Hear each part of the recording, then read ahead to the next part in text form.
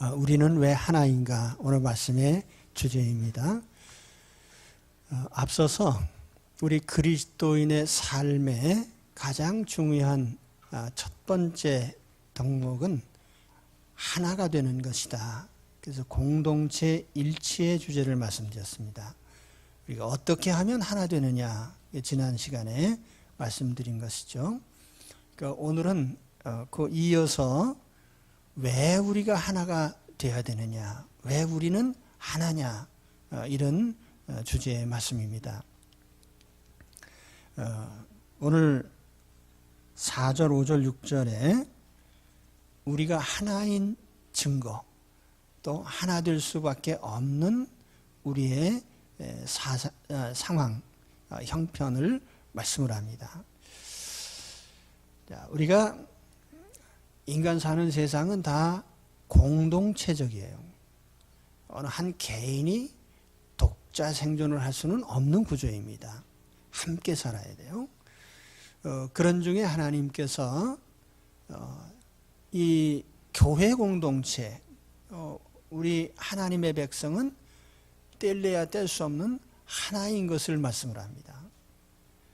우리가 사람 사는 곳이면 다 어떤 특정한 공동체, 삶을 공유하는 집단이 있어요. 우리 가족이라든지 또는 우리 대한민국 국가 사회라든지, 우리는 왜 우리가 하나 되어야 되느냐 하는 여기에 철저한 인식이 있어야 됩니다. 왜 우리가 하나 되어야 되지 하는. 요즘 남북 관계가 긴급하게 돌아가고 있습니다. 남북 정상회담이 예정돼 있고 또 북미 회담도 예정돼 있습니다. 어떤 사람들은 그래요. 우리가 뭐 그냥 따로따로 이렇게 그냥 각자 도생하면 되지, 왜 굳이 남북이 하나가 되려고 애를 쓰나. 그런데 우리 민족 통일, 또 우리 한반도의 어떤 민족적인 어디 공동체, 이것은 굉장히 당위성이 있는 거죠. 왜 우리가 하나 되어야 되냐. 젊은 사람들은 잘 몰라요. 뭐 이대로 살아도 괜찮은데 뭐 굳이 또 뭐 통일돼야 되나, 뭐 이런 생각도 하고. 저는 월남 가족입니다. 제가 어머니 뱃속에서 이제 이북에서 잉태돼서 일로 나왔고, 저희 부모님 고향은 황해도 신계군 사지면이에요. 아마 다른 건 다 잊어먹어도 그건 안 잊어먹을 겁니다. 제가 남북 통일이 되면, 또 자유왕래가 되면은 고향에 가보고 또 개마고원 가는 것이 소원이에요. 우리 민족은 하나의 동질성을 갖고 있어요. 혈통이 같으죠. 언어가 같으죠. 문화가 같고 역사를 공유하고 있어요. 여러 해 전에 고구려 유적지를 가본 적이 있습니다. 다니는 내내 아쉬운 거예요. 야, 여기가 우리 땅이었는데, 우리 조상들이 여기를 누비고 다녔구나. 광개토대왕비, 장수왕릉. 근데 중국 사람들이 그런 거는 보여주면서 거기서 파낸 유물은 일체 공개를 안 해요.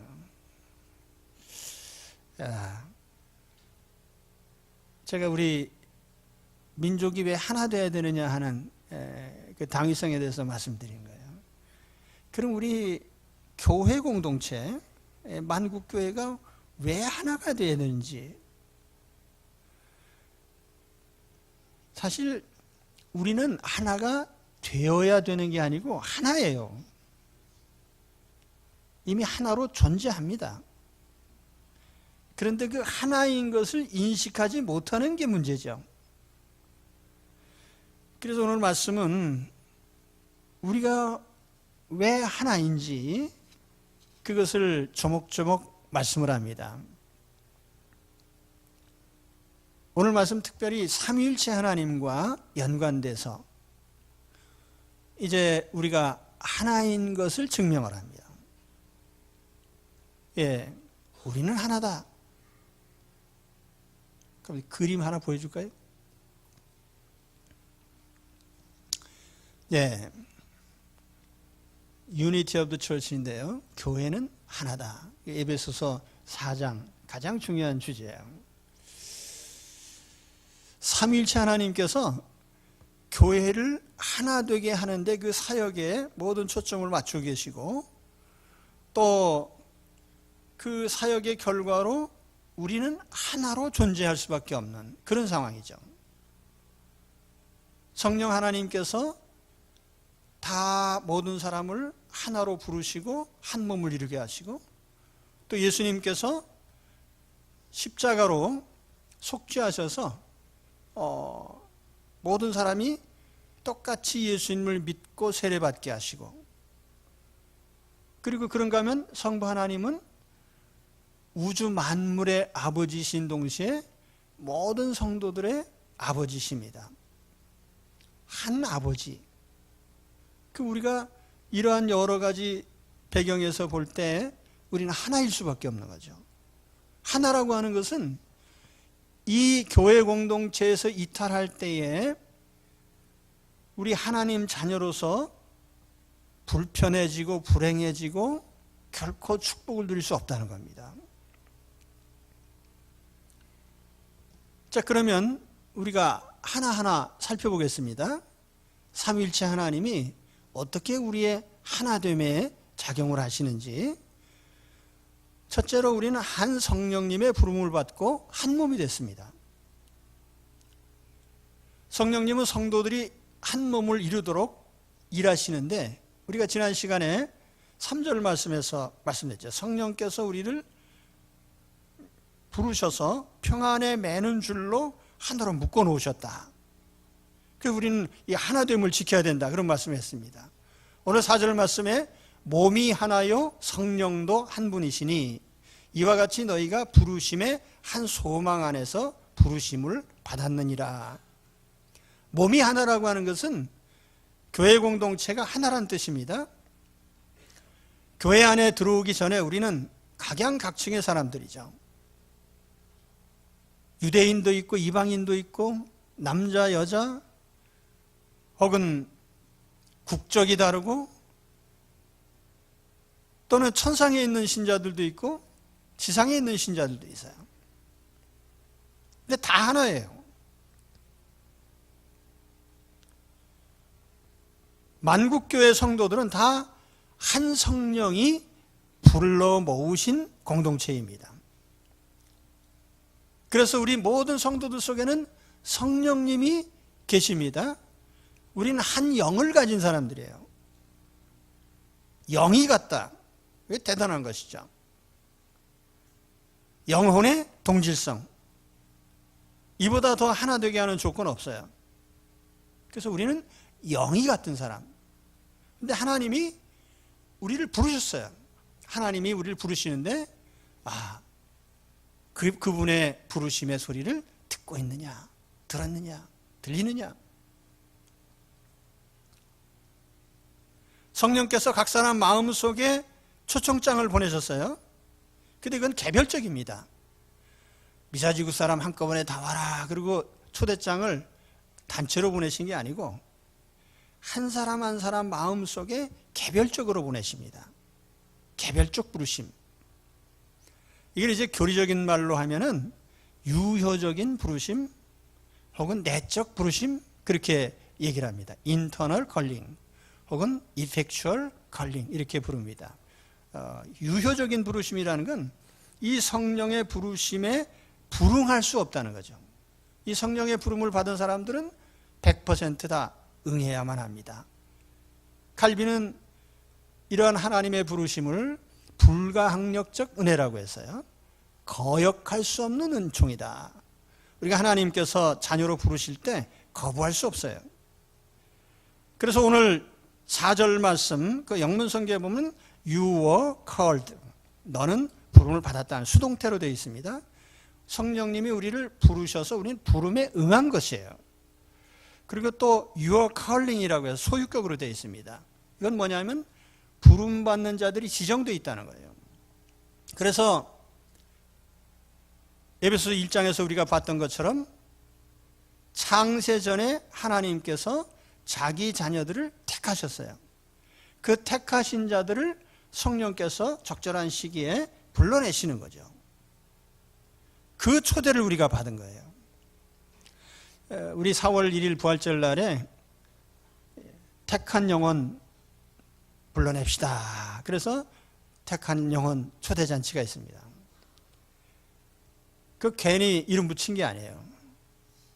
하나님께서 택하셨지만 아직 부름받지 못한 사람, 그 중에 특별히 우리 가족들 중에. 그래서 이런 기회에 꼭 우리 성령님의 초청이 임하시기를 축원합니다. 그런데 이런 부르심이 하나님께서 우리를 부르시며 성령님이 우리를 부르실 때 같은 소망을 가지게 하셨어요. 같은 소망으로 부르셨다. 이와 같이 너희가 부르심에 한 소망 안에서 부르심을 받았다. 한 소망.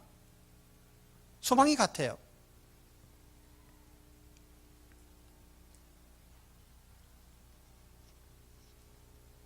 우리가 바라는 것이 같고 기대하는 것이 같습니다.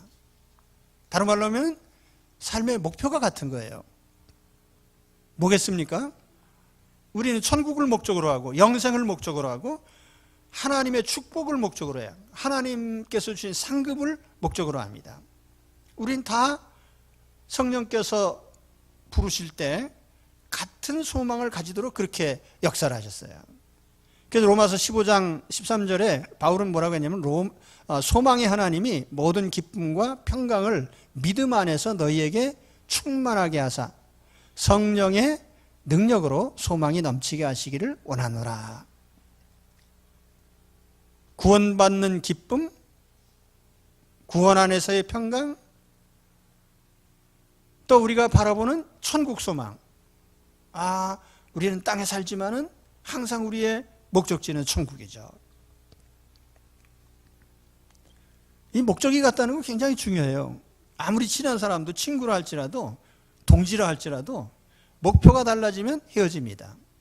근데 우리는 영원히 변치 않는 천국과 영생, 하나님의 축복에 동일한 목적을 가지고 있습니다.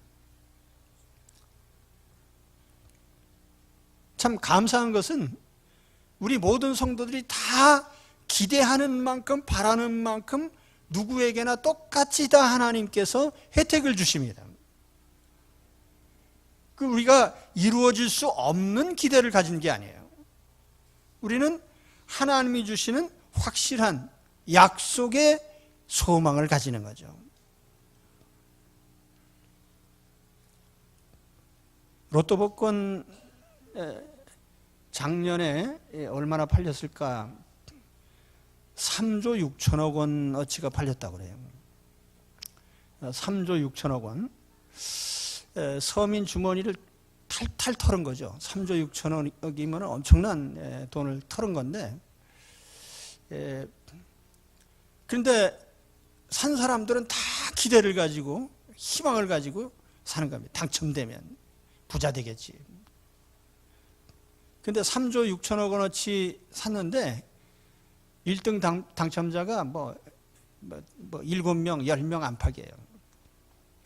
그러니까 나머지는 전부 허황된 기대를 가지고 계속 주머니 털리는 거죠.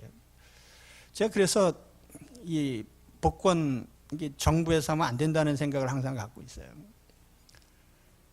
털리는 사람이 부자면 괜찮은데 참 가난한 사람 주머니에서 털린단 말이에요. 재벌 회장님이 로또 복권 사실 리는 없잖아요.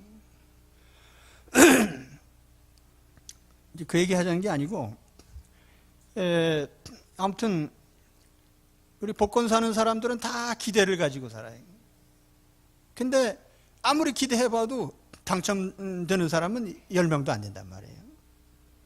근데 우리가 하나님께 소망을 뒀을 때 성령님이 우리에게 주신 소망은 그것이 누구에게나 똑같이 다 혜택이 가는 그런 소망이에요. 할렐루야. 천국의 기대, 영생에 대한 기대, 하나님이 주신 상급, 누구에게나 똑같이 다 기회가 있습니다. 우리는 이 성령님의 동일하신 부르심과 소망을 가진 사람들이에요. 목표가 같은. 그거 우리가 하나죠. 그런데 두 번째, 예수 그리스도를 믿는 동일한 신앙을 우리는 가지고 있다. 그래서 5절 말씀에 보면은 주도 한 분이시요 믿음도 하나요 세례도 하나요 이렇게 얘기를 합니다. 에이스 퀴리오스 주가 한 분이고, 미아 피세스 믿음도 하나이고, 그리고 엔 밥티스마 세례도 하나다. One Lord, One Faith, One Baptism 이렇게 번역되어 있습니다. 주님이 한 분이에요. 이 큐리오스란 말은 주인이란 뜻입니다. 소유하신 분. 그러니까 우리가 주여 그럴 때, 여러분 주여 주여 할 때마다 내가 주님의 소유인 것에 대한 고백입니다. 그냥 말로만 주여 주여 하고 그냥 뭐 부르는 호칭으로 생각하시면 안 돼요. 주라는 것은 주인이란 뜻이에요. 우리 예수님께서 우리 이중적인 의미에서 주인이십니다. 첫째는 창조하신 주인이시에요. 그리고 두 번째는 우리를 구원하신 주인이셔요. 이 두 번째 의미가 우리에겐 더 중요합니다. 지옥에 떨어지고 심판받을 그 죄인들을 십자가의 희생으로, 핏값으로 우리를 사셨어요. 그래서 우리가 주님의 소유가 됐습니다. 우리는 주님의 소유예요. 이 소유에 예외가 없습니다. 모든 사람이 다 우리 주 예수 그리스도를 믿는 믿음 안에서 하나가 된 겁니다.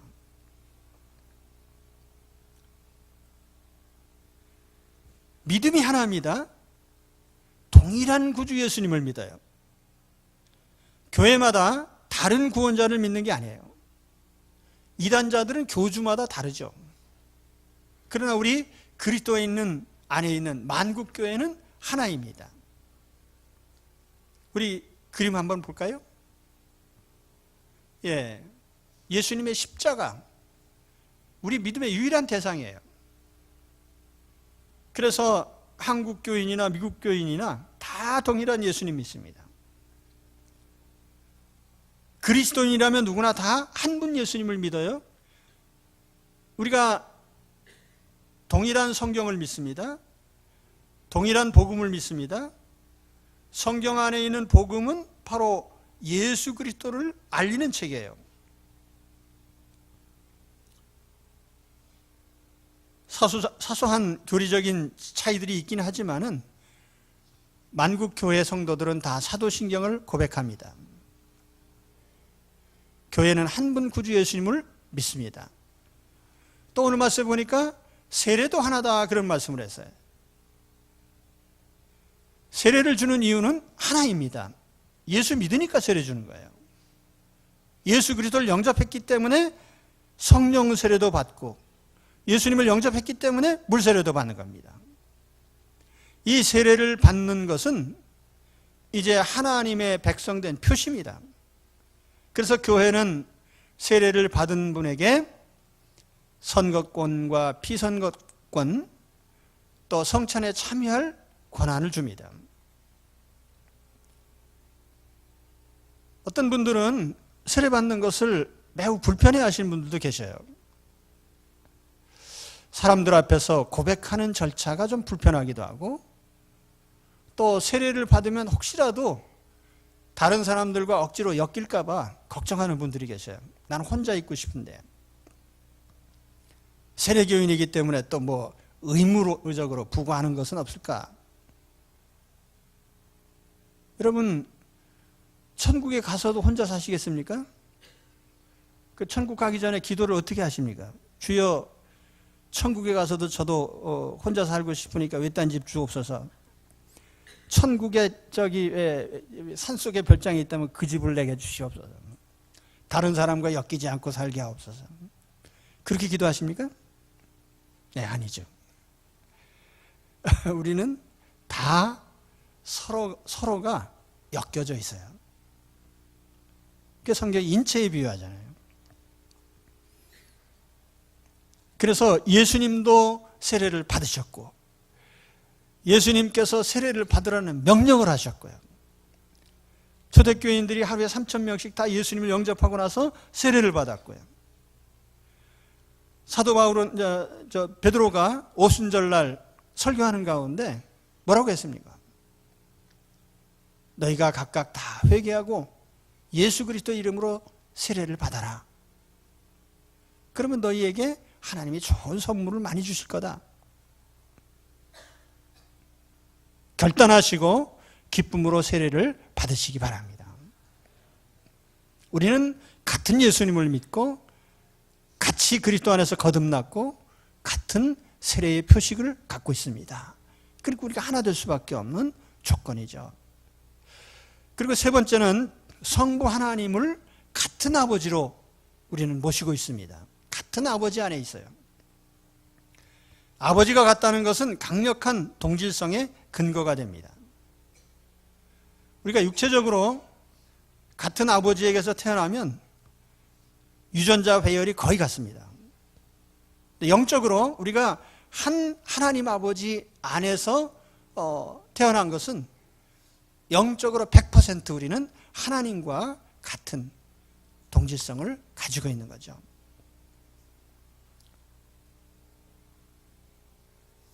성부 하나님은 오직 한 분이십니다. 하나님은 한 분이시니 곧 만유의 아버지시라. 이 만유라고 하는 헬라어로는 판 혹은 파사, 판, 오늘 말씀에 판톤, 에피 판톤. 우리 모든 성도들 위에 계시고 성도들 안에 계시고 만물 위에 계시고 만물 안에 계시고 또 만물 통하여 계시고 만물의 아버지가 되십니다. 만유라고 하는 건 세상 만물을 얘기하는 건데 어떤 분들은 크게 모든 피조물의 아버지시다 그렇게도 생각하고 또 어떤 분들은 전 인류의 아버지시다 그렇게도 생각하고 또 어떤 분들은 전 성도들의 아버지다 그렇게도 생각을 합니다. 우리 어떤 의미에서든지 하나님은 다 아버지가 되셔요. 성부 하나님.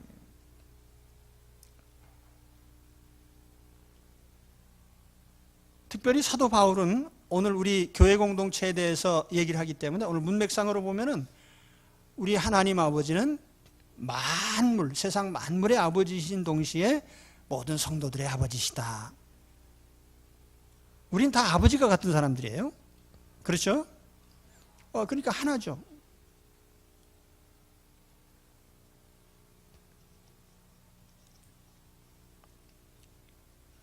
유대인이든지 이방인이든지 남자든지 여자든지 존귀한 사람이든지 비천한 사람이든지 어떤 유무식을 떠나서 또는 건강하든지 병들었든지 능력이 있든지 없든지 모든 사람들이 다 한 아버지, 우리 하나님 아버지 아래에 있습니다.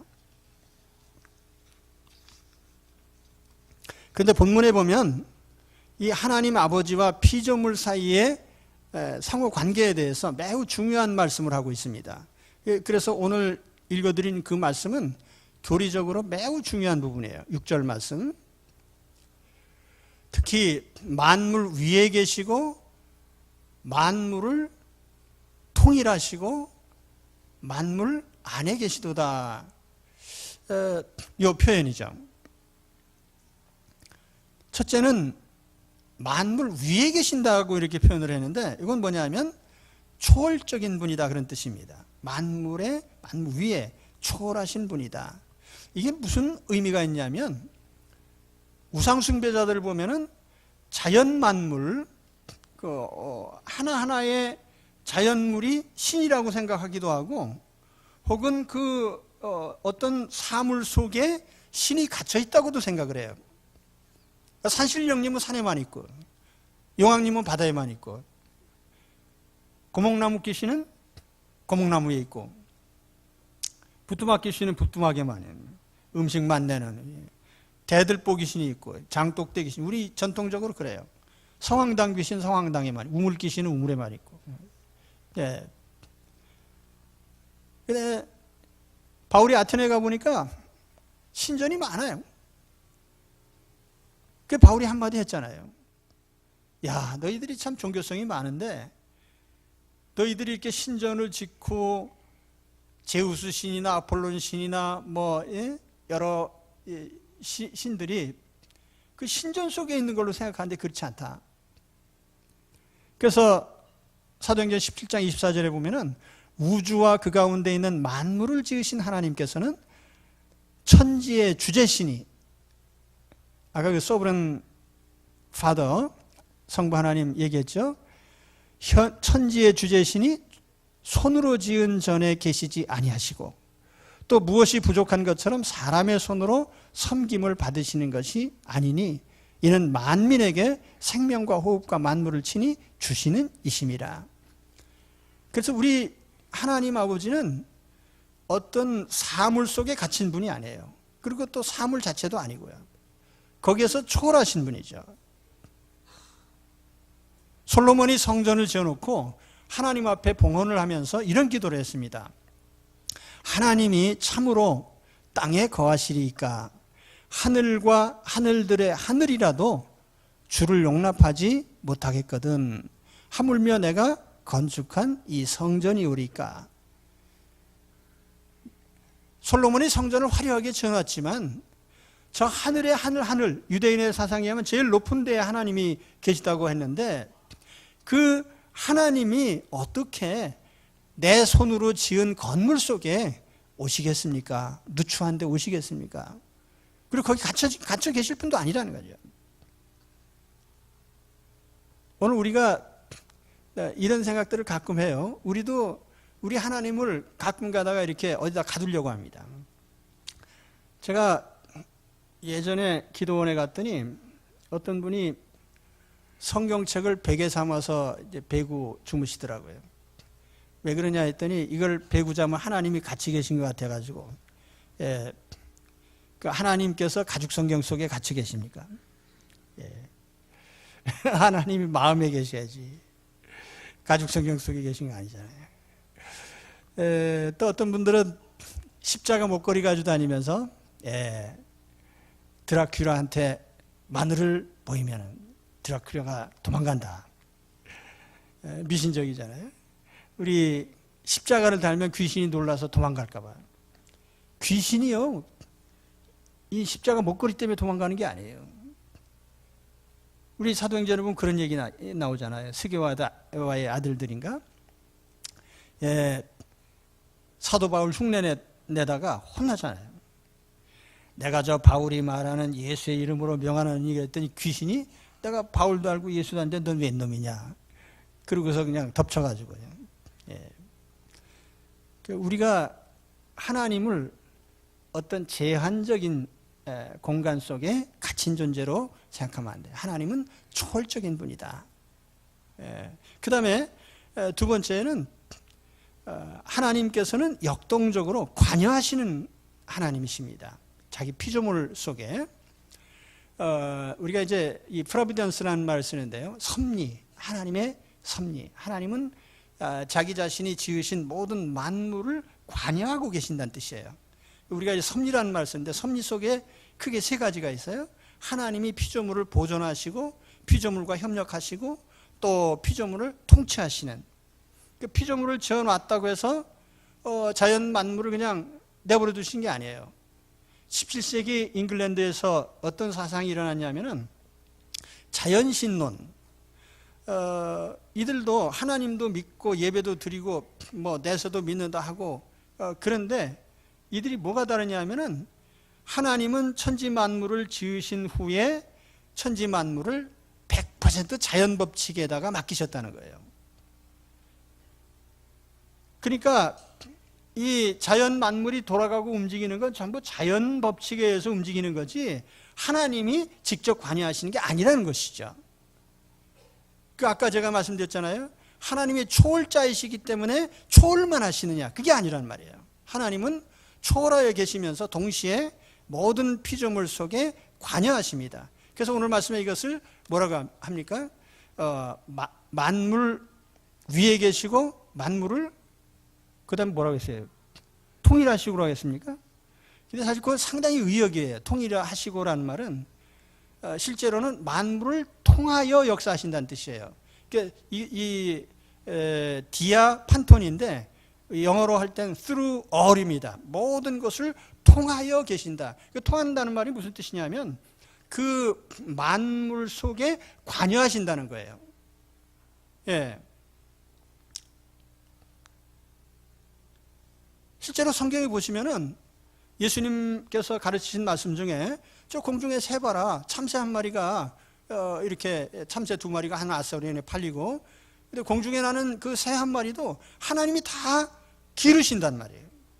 그냥 하나님이 자연 법칙에다 내버려 두신 게 아니에요. 관여를 하신단 말이에요.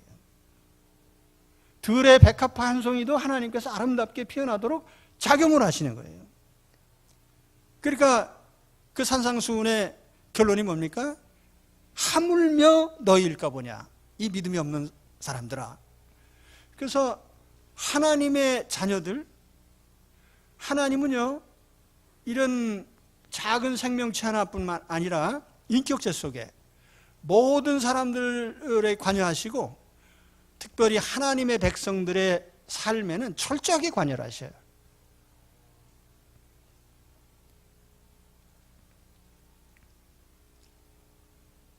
오늘 우리의 생존이 다 하나님 손에 있습니다. 하나님이 관여하시고 또 하나님이 다스리시고 어떤 역사를 하고 계신 거예요. 내가 숨을 쉬고 심장이 움직이는 것에서부터 나의 삶의 전반에 대해서 하나님이 그냥 자연 법칙에다 맡기신 게 아니에요. 관여하고 계셔요.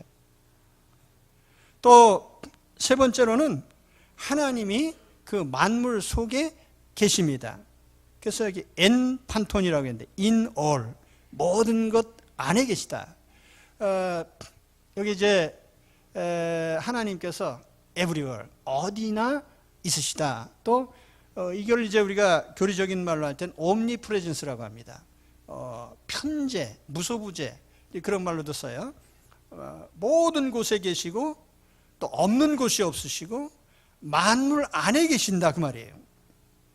근데 우리가 여기 우상과 미신과 잘못된 그런 신앙과 우리 하나님의 존재와의 차이가 바로 이겁니다. 하나님은 초월자이시면서 관여하시면서 또 그 피조물, 모든 피조물에 동시에 임재하여 계셔요. 그게 어떻게 가능하냐? 그건 나도 모르죠. 하나님이 그렇게 존재하시니까. 그래서 오늘 말씀에 하나님은 모든 피조물 가운데에 임재하여 계십니다. 동시적으로.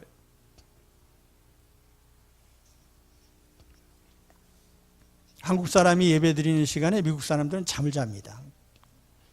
그럼 하나님께서 미국에서 미국 사람 잘 때는 거길 떠나셔서 한국 사람 예배 드리는 때는 여기 와서 받으시고, 미국 사람 다음날 예배 드릴 때는 또 미국으로 가시고, 그게 아니란 말이에요. 동시적으로 임하여 계십니다. 우리 이 시간에 우리 한국 안에, 대한민국 안에 아마 5만, 6만 개 교회가 한꺼번에 예배를 드릴 겁니다. 하나님 아버지께서 따로따로 다니시면서 방문하시는 게 아니고 동시적으로 임하여 계신 거예요. 옴니프레젠스입니다. 모든 하나님께서 피조물 속에 동시에 임재하여 계시는.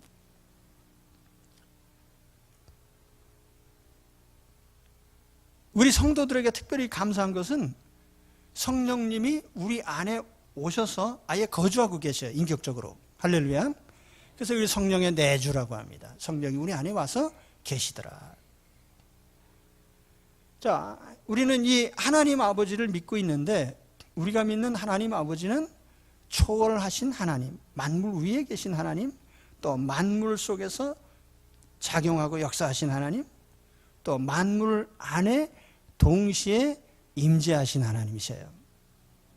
그 아버지가 우리 아버지예요. 대단하신 아버지, 위대하신 아버지. 그러니까 우리가 찬양하는 거 아니에요. 이 아버지를 하나로 모셨으니 우리가 하나일 수밖에 없다, 그 얘기예요. 어디로 도망갈 수도 없어요. 여러분, 내가 하나님의 낯을 피하여 어디로 가리까, 뭐 그런 고백도 나오는데 도망하여 숨을 데가 없습니다. 초월하에 계시고 작용하시고 임재하시고 그 하나님을 피해 어디로 갈 거예요? 그러니까 그 아버지가 하나로 묶어놨다면 그냥 하나로 사는 게 가장 현명하고 편하고 축복받는 길이에요. 자, 결론입니다. 우리가 왜 하나 되어야 되느냐에 대해서 말씀드렸죠. 우리는 천국의 질서 속에 살아요. 성령께서 우리를 부르시고 같은 소망을 가지도록 엮어주셨습니다. 한 예수님께서 우리 모두의 죄를 다 속죄하시고 같은 믿음 안에 세례받고 한 하나님의 자녀들이 되게 하셨어요. 성부 하나님이 초월하신 하나님, 내재하신 하나님, 또 만물 속에 관통하신 하나님이 우리 속에 하나됨을 위해서 역사하십니다. 자, 그러면 결론이 뭐죠? 하나로 사는 게 축복이다. 공동체적인 삶이 하나님이 바라시는 삶입니다. 자, 역사가 지나가면 인간의 삶의 모습이 점점 달라져요.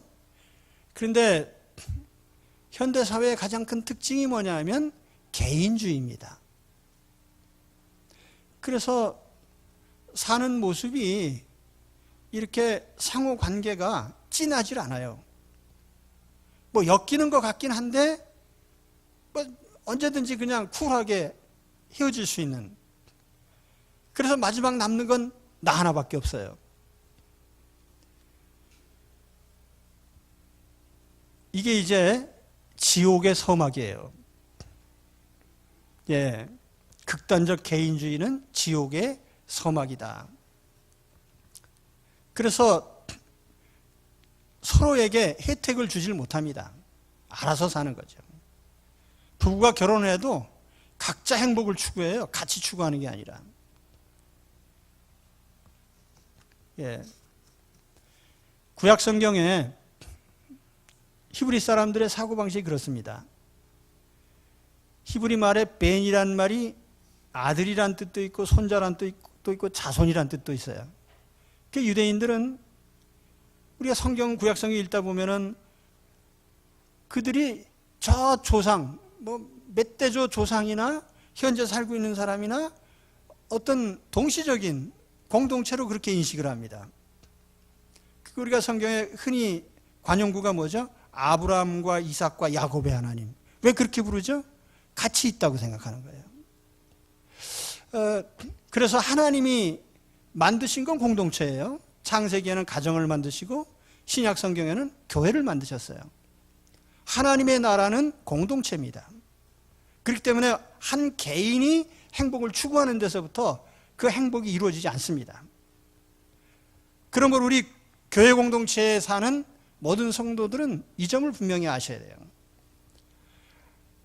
공동체 밖에 떨어져서 어떤 행복을 추구하려고 한다면 불편해지고 곤란해지고 불행해질 겁니다. 왜냐하면 하나님 뜻이 아니니까. 그렇죠? 제가 오늘 우리는 왜 하나인가에 대해서 오늘 예배소서 말씀을 드렸지만은 우리 왜 하나인지 설명을 드리자는 게 아니에요. 하나로 사는 것이 하나님의 뜻이라는 걸 알려드리는 거죠. 그래야 우리는 행복한 삶을 살 수 있는 거예요. 모든 공동체가 다 마찬가지예요. 가족들의 행복은 온 가족이 하나의 공동체가 될 때 행복해집니다. 또 국가 공동체도 마찬가지예요. 우리 지금 사회가 여러 각계각층으로 분열되어 있지만은 대한민국의 행복은요, 이 국가 공동체가 하나 되는 데서부터 화해와 일치가 이루어져야 이 사회가 행복해질 겁니다. 하나님의 교회는 말할 것도 없고요. 오늘 제가 이 하나님의 공동체가 왜 하나 되는지 말씀드렸어요. 그래서 우리 공동체 속에서 삶을 이루어가는 우리 성도들이 되시기를 축원합니다. 기도하겠습니다.